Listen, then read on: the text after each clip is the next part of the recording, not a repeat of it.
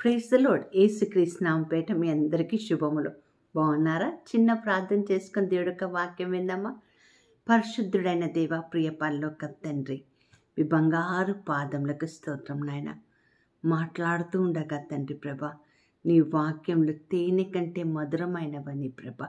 అయ్యా ప్రభా, అవి మా శరీరానికి, ఆత్మకు, వ్యక్తిత్వానికి, సమస్తానికి ప్రభ ఒక ఉత్తేజం కలిగిస్తాయని ప్రభ, ఒక స్ఫూర్తిని కలిగిస్తాయని నమ్మి నీ వాక్యం వినడానికి నీ సన్నిధిలో కూర్చొని ఉండగా ప్రభ, నువ్వు మాట్లాడుతూ ఉండగా ప్రభ, గ్రహించగలిగిన కృపను దయచేయమని యేసు నామమున ప్రార్థించి వేడుకొంచున్నాను తండ్రి. Amen, amen, amen. ప్రియులరా, ఈరోజు పరిశుద్ధాత్మ దేవుడు ఒక చిన్న మాటని జ్ఞాపకం చేశారు. అది ఏంటంటే, మొదటి కొరింథీ పత్రిక 12:27 మీరు క్రీస్తు యొక్క శరీరమై ఉండి వేరు వేరు అవయములై ఉన్నారు. అంటే మనందరం కూడా క్రీస్తు యొక్క శరీరంగా ఉన్నాము. శరీరంలో ఎలాగైతే అనేక అవయాలు ఉన్నాయో, మనందరం కూడా ఒక్కొక్క అవయానికి సూచనగా ఉన్నాము అని బైబిల్ మనకి నేర్పిస్తుంది. మరి ఇక్కడ చూడండి, ఎంత చక్కగా క్రీస్తు శరీరముతో పోల్చారు. మరి ఈరోజు మనం అలా కనెక్టివిటీని కలిగి ఉన్నామా లేదా ఈరోజు తెలుసుకోవడానికి ప్రయత్నం చేద్దాం. ఎందుకంటే అదే కొరింథీ పత్రికలో పౌలు ద్వారా పరిశుద్ధాత్మ దేవుడు ఏం రాస్తాడంటే 12:15 నేను చెయ్యి కాను గనక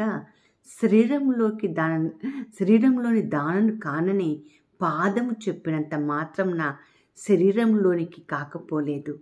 నేను కన్ను కాదు కనుక శరీరంలోని దానను కానని చెవి చెప్పినంత మాత్రమున అది శరీరంలోనిది కాలేకపోలేదు. కన్నైతే శరీరం అంతా కన్నైతే మరి వినుట ఎవరు? అంతయు వినుట అయితే వాసన ఎక్కడా? అవి అన్నీ ఒక్క అవయమైతే మరి శరీరం ఎక్కడా? అవయములు అనేకములైనను, శరీరం ఒకటే. సో కన్ను, చెవితో, తల, పాదముతో నాకు అక్కరలేదు అని చెప్పడానికి వీలు లేదు. అన్నీ కలిసి ఉంటాయి. నిజమే కదా? ఒక్కొక్కసారి పన్ను నొప్పి వచ్చిందనుకోండి మనకి, అబ్బా పన్ను నొప్పి అన్నప్పుడు నోరు మాట్లాడుతుంది. పంటి నొప్పి ఎక్కువగా ఉన్నప్పుడు మరి కళ్ళమ్మటి నీళ్ళు వస్తాయి. పంటికే నొప్పి కదా, నాకేం పని అని నోరు మూసుకొని ఉంటే ఆ నొప్పి భరించడం కష్టమా? కన్నీరు కళ్ళు ప్రతిస్పందించకపోతే అది అర్థమవుతుందండి. చూడండి, ప్రతి ఒక్క అవయానికి కనెక్టివిటీ ఉంటుంది. ఉదాహరణకి ముక్కు ఊపిరి పీల్చుకుంటుంది అనుకోండి, శ్వాస ఊపిరి పీల్చుకుంటున్నప్పుడు ఊపిరితిత్తులు నేను నీ మీద అలిగాను అంటే మనిషి ఏమైపోతాడు కదా. గుండె రక్త ప్రసరణ చేస్తున్నప్పుడు ఆర్టరీస్, వెయిన్స్ నేను పంపించను, మంచి రక్తాన్ని లోపల పంపించను, చెడు రక్తాన్ని నేను తీసుకురానని గుండెతో ఆ ఆర్టరీస్, వెయిన్స్ మాట్లాడితే గుండె పరిస్థితి ఏంటండి? అన్ని అవయాలు తనంతట తాను పని చేసుకోలేవు, ఒక్కదానికొకటి పని చేసుకుంటూ ఉంటాయని దీని అర్థం. అటులనే మీరు కూడా ఉండండి అని పరిశుద్ధాత్మదేవుడు మనకి నేర్పిస్తున్నాడు. చూడండి, మొదటి కొరింథీ పత్రిక 10:26 ఉంటుంది. ఒక్క అవయం శ్రమ పడినప్పుడు అవయములన్నీ దాంతో కూడా శ్రమపడును. అవునా? నిజమే కదా.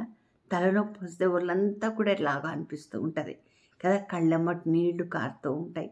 ఎంతో అసలు తినలేము, ఆకలి కాదు అంటే లోపల ఉన్న డైజెస్టివ్ సిస్టమ్ సరిగ్గా పనిచేయదు.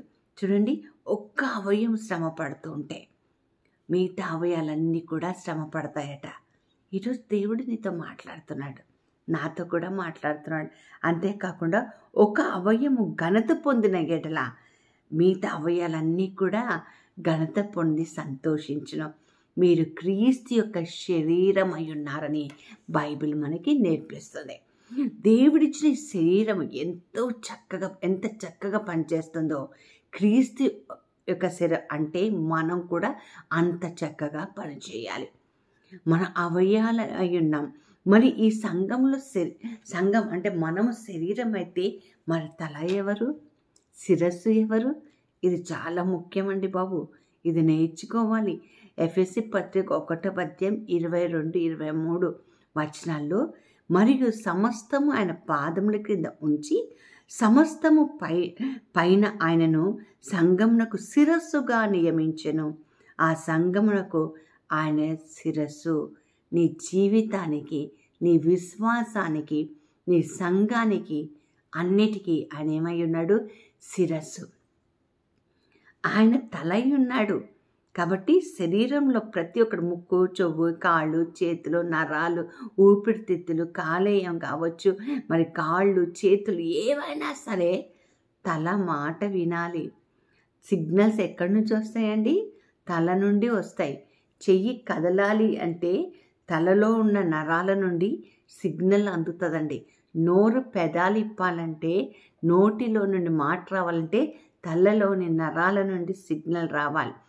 అప్పుడు దాకా పనిచేయదు. ఒకవేళ ఒక్కసారి గమనించండి, బ్రెయిన్ డెడ్ అయిన మనిషిని చూసారు ఎప్పుడన్నా? చలనం ఉండదండి, ఏం పని చేయవు. ఎందుకంటే సిగ్నల్ లేదు కదా. తల నుండి ఆ యొక్క కనెక్షన్ ఉండదు, కనెక్టివిటీ రాదు, ఆ ఆర్డర్ రాదు. రాకపోయేసరికి ఎక్కడికక్కడ చలనం తప్పినట్టుగా ఉంటాయి.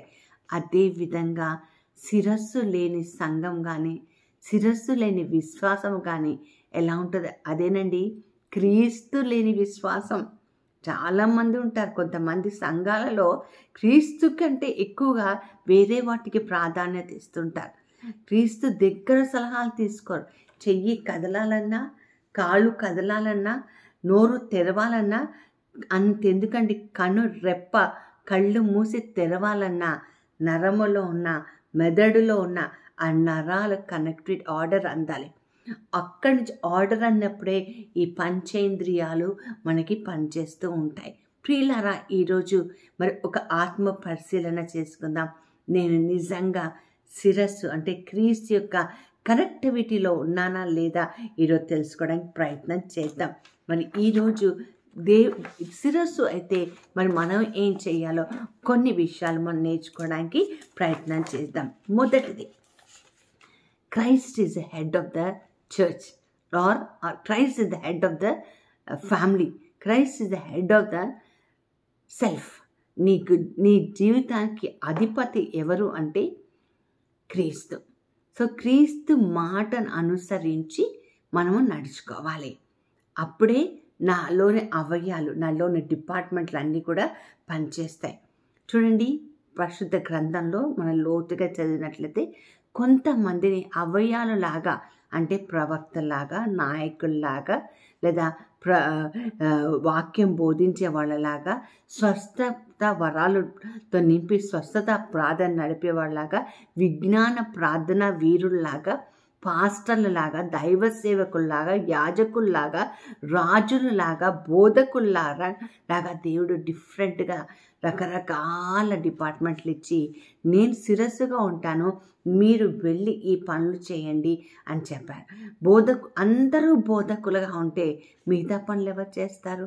అందరూ ప్రవచించే వాళ్ళు ఉంటే మిగతా పనులు ఎవరు చేస్తారు అని బైబిల్ మనకి స్పష్టత నేర్పిస్తుంది. కాబట్టి నేను మొదటిగా తెలుసుకోవాల్సిన విషయం ఏంటంటే, నేను ఏ అవయవంలాగా సంఘంలో వాడబడుతున్నా, లేదా నా జీవితంలో ఏ విధంగా ఉపయోగపడుతున్నా, నాకు నా దేవుడే శిరస్సు అయి ఉన్నాడు.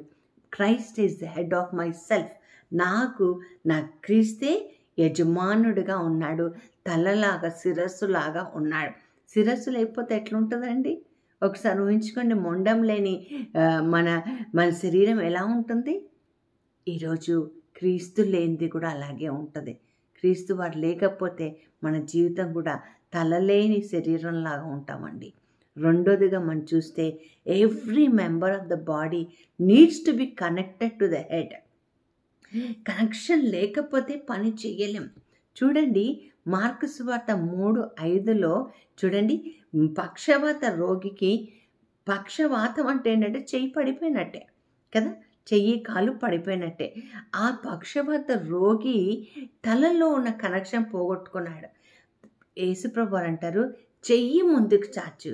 ఎందుకంటే యేసుప్రభు ఎవరండి? శిరస్సు.